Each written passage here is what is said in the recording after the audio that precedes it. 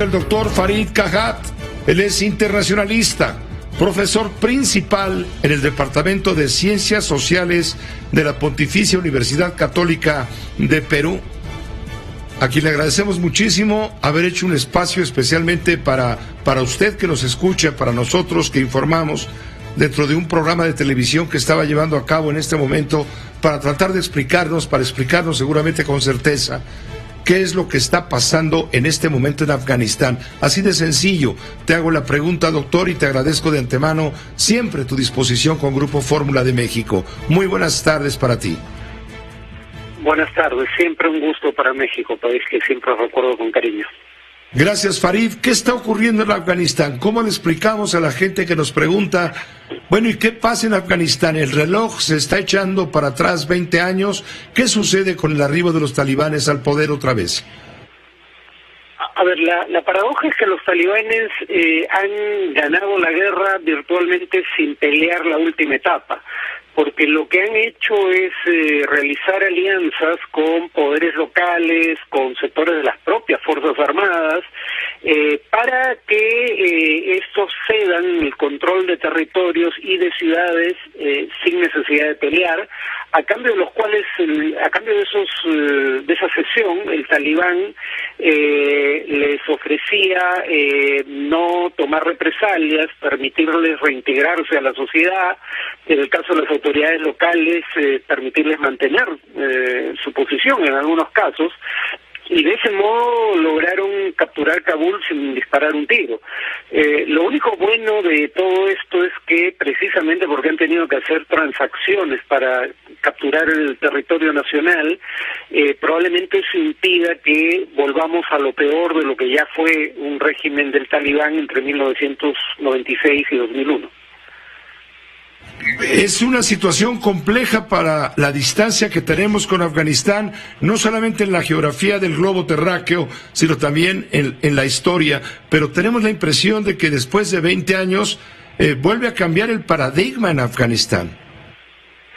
Sí, digamos que tanto Trump como Biden llegaron a la conclusión de que no valía la pena continuar la guerra con el propósito de derrotar a los talibanes, lo cual se había mostrado imposible después de 20 años, o de construir un Estado, con mayor fortaleza institucional en Afganistán, cosa que también poco habían logrado en 20 años.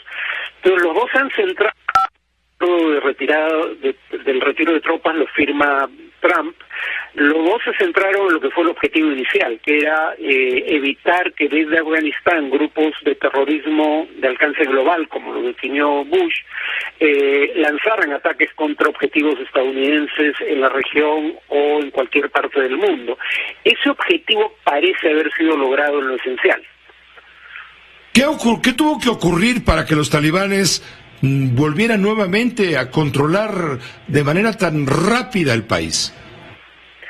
A ver, el tema es que Estados Unidos, como es habitual en estas circunstancias, en lugar de buscar autoridades que fueran legítimas socialmente hablando, prefirió autoridades que fueran incondicionales en su apoyo a las tropas extranjeras y que fueran sobornables, para decirlo con claridad. Según un estudio del Washington Post, del Wall Street Journal, hace ya unos años, más o menos la quinta parte del dinero que iba en ayuda al Estado afgano volvía a salir del país para ser depositado en cuentas en el extranjero. O sea, los niveles de corrupción que toleró Estados Unidos fueron sumamente elevados, y por eso, por ejemplo, resultó que no había tantos soldados en armas como se creía, porque decenas de miles cobraban sin estar realmente en filas, ¿no?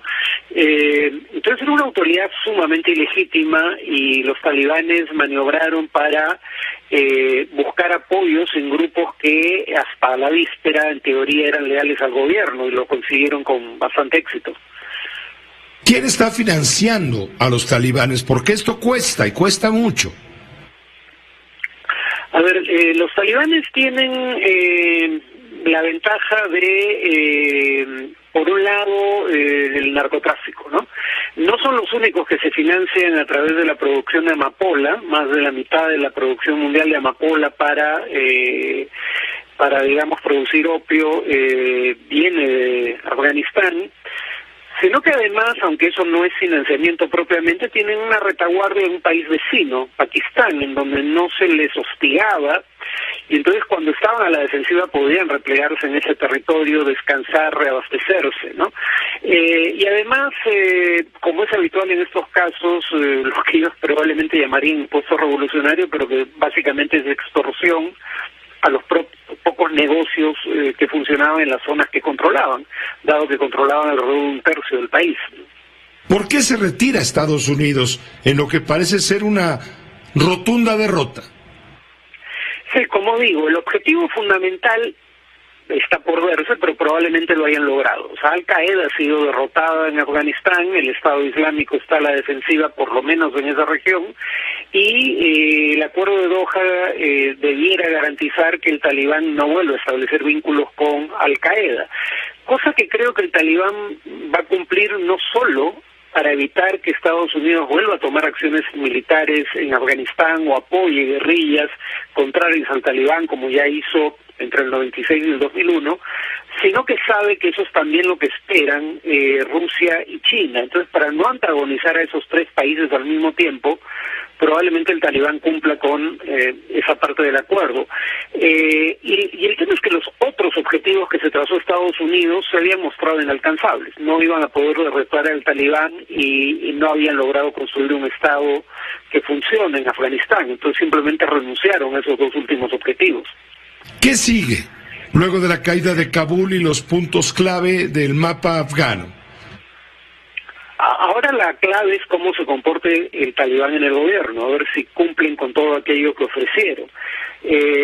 Por ejemplo, yo tiendo a ser pesimista respecto a que cumplan lo relativo a los derechos de la mujer, pero creo que hay razones para ser optimista por lo que ya mencioné respecto a la posibilidad de que cumplan el acuerdo de no permitir que Al-Qaeda o el Estado Islámico actúen impunemente en su territorio.